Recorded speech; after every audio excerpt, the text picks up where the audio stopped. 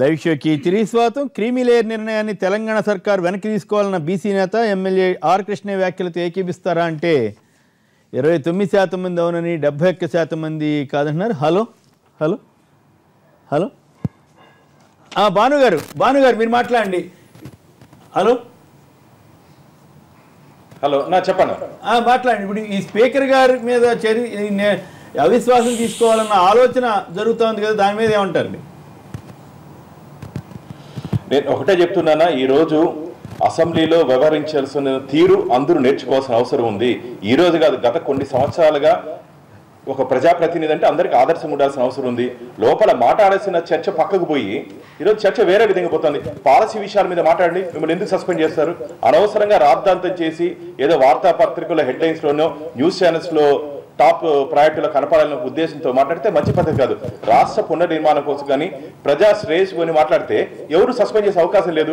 మీరు ప్రవర్తన బాగాలేదు కాబట్టి స్పీకర్ మిమ్మల్ని సస్పెండ్ చేశారు. మీరు కానీ సక్రమంగా కానీ మాట్లాడుంటే ఎందుకు సస్పెండ్ చేశారు చెప్పండి? ఈరోజు కేవలం అందరూ చెప్తారు అక్రమంగా సస్పెండ్ చేశారని. వారు పరిధిలోనే రూల్ పొజిషన్ లోనే మేము సస్పెండ్ చేశామని చెప్పి యనమల రామకృష్ణ మన స్పీకర్ గారు చెప్తున్నారు. కాబట్టి నేను ఒకటే చెప్తున్నా, ఈ రోజు లేదు, మీరు చర్చించండి. నేను ఒకటి చెప్తున్నా వైఎస్ఆర్పీ నాయకులందరికీ, ఈ రోజు రోజా గారు అసెంబ్లీలో లేనంత మాత్రం మీరందరూ ఉన్నారు కదా, చర్చించండి. ప్రజా సమస్యలపై చర్చిస్తేనే కదా ప్రజలకు తెలిసేదానికి. ప్రతిపక్షం ఉండేది కేవలం అక్కడ విమర్శించేదానికి కాదండి, ప్రజాభిప్రాయాలకి అనుగుణంగా మాట్లాడాల్సిన పరిస్థితి కూడా ఉంది. ఈరోజు అసెంబ్లీ కానీ వాళ్ళు కానీ మాట్లాడితే అనేక సమస్యలు ఉన్నాయి, అనేక బిల్లులు పాస్ అవ్వాల్సిన అవసరం ఉంది. ఇప్పుడు నిన్న ప్రైవేట్ యూనివర్సిటీలు కానీ ఈ 99 years హ్యాపీగా చేసేసుకున్నారు కదా, మీకే ఇబ్బంది వచ్చింది? శాసనసభలో 5 నిమిషాల్లో ప్రైవేట్ అయిపోయింది, శాసన మండలిలో ఇంకో 10 నిమిషాలు పడుతుంది. చర్చ జరగని కారణంగానే ఇవన్నీ జరుగుతాయి. చర్చ జరుగుంటే 5 నిమిషాలు ఎందుకు అవుతుంది? చర్చ జరుగుంటే 5 నిమిషాలు ఎందుకు అవుతుంది? చర్చ జరగకపోతే ఇంకాసేపు ఇంకో 4 తిట్లు తిట్టేవాళ్ళేమో. ఆయన చర్చ జరగనివ్వట్లేదు అంటున్నారు ఆయన.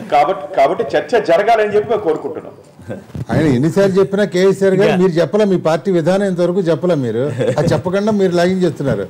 ప్రైవేట్ యూనివర్సిటీలు అవసరమా కాదా, రిజర్వేషన్లు అందులో ఉండాలా ఉండకూడదా, ఇలాంటివి స్పష్టంగా చెప్పండి. 99 లీజ్ ఇవ్వడం కరెక్టా కాదా?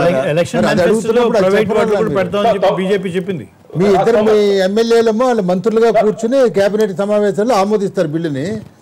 మళ్ళీ మీరు బయటమో ఏదో ఇంకో మాట మాట్లాడతారు. మరి ఏంటి అసలు మీ విధానం ఏంటి? ప్రజా అవసరాల దృష్ట్యా ఖచ్చితంగా కొన్ని విషయాల్లో కఠినంగా ఉండాల్సిన అవసరం ఉంది. ఆ పరిస్థితిలోనే భారతీయ జనతా పార్టీ వ్యవహార శైలి ఉంది. మేము మిత్రపక్షమైనప్పటికీ కొన్ని కఠినమైన నిర్ణయాలు తీసుకోవడంలో మేము ముఖ్యమంత్రి గారికి చెప్పడం జరిగింది. కొన్ని విషయాల్లో వారితో పాటు మేము వీటి మీద ఏం చెప్పారు, ఏకీభవించడం కొన్ని విషయాలు జరిగింది, వారిని తిరస్కరించడం జరిగింది అన్న. అన్ని రాష్ట్రపతి చెప్పినట్టు భారతీయ జనతా పార్టీ తల ఊపట్లేదు. ఇప్పుడు 99 years కి అంగీకరించారా వ్యతిరేకించారా? మీ విష్ణు కుమార్ రాజు గారు ఏం చెప్పారు మరి? అక్కడ మీకు అసెంబ్లీలో బిల్లు ఆమోదం పొందిందంటే మా అందరి అనుమతితోనే కదా అది ఖచ్చితంగా ఉంటుంది. అయిపోయింది కదా, మేము మాట్లాడిన మీరు మాట్లాడిన అంటే ఇక్కడ అయిపోయిందంటే 99 ఏళ్ళు లేకపోతే కొన్ని పాలసీస్ వచ్చినప్పుడు గవర్నమెంట్ ఆర్గనైజేషన్స్ ఏవైతే ఉన్నాయో, గవర్నమెంట్ యూనివర్సిటీస్ ఏవైతే ఉన్నాయో వాటిని ఒక మోడల్ యూనివర్సిటీగా రన్ చేస్తూ దాంట్లో ఉన్నటువంటి షార్ట్ ఫాల్స్ ఏవైతే ఉన్నాయో వాటిని ఓవర్కమ్ అవుతూ ఇండియాలో చెప్పే లెక్చరర్ పోస్టులు ఎన్నో వేకెన్సీస్ ఉన్నాయి. పర్ఫార్మెన్స్ రావాలంటే ఎక్కడి నుంచి వస్తుంది, సరైనటువంటి లేకుండా దాన్ని చేసుకుంటూ మనం ఉన్నటువంటి డిమాండ్ని దృష్టిలో పెట్టుకుని ప్రైవేట్ సెక్టర్లో కూడా ఎంకరేజ్ చేయొచ్చు, తప్పేం లేదు. గవర్నమెంట్ కింద ఉన్నటువంటి వాటి గురించి ఎక్కడా లేదు. మేము గతంలో small scale industry federation general సెక్రటరీగా ఉన్నప్పుడు కూడా ఇదే విషయం చెప్తాం. ఒక పక్క పబ్లిక్ సెక్టర్ కంపెనీస్ మూతపడుతూ ఉన్నాయి, దాంట్లో ఉన్నటువంటి విధానాలు లేబర్ పాలసీస్ కానీ వేరే అనేక లోపభూయిష్టంగా ఉన్నాయి. వాటిని చేసాం, ఇంత అద్భుతంగా నడుపుతున్నాం. ప్రైవేట్ సెక్టర్ వాళ్ళు పరిస్థితి క్వశ్చన్ చేసేటువంటి పరిస్థితిలో గవర్నమెంట్ ఉంటే ప్రైవేట్ యూనివర్సిటీస్ వచ్చినా తప్పలేదు, ఇంకోటి వచ్చినా తప్పలేదు. తీసుకురావాలి. అది ప్రభుత్వ యూనివర్సిటీలను బాగా నడుపుతూ కావాలంటే వేరే విషయం. అంతేకంటే వీటిని ఇంకా అధ్వానం పరిస్థితి తీసుకెళ్ళేదానికి నిర్ణయాన్ని తెలంగాణ కృష్ణారావు గారు, కోన రఘుపతి గారు, తాడూరు శ్రీనివాస్ గారు, భానుప్రకాష్ రెడ్డి గారు కూడా ధన్యవాదాలు. విశ్లేషణ కార్యక్రమం. నమస్కారం.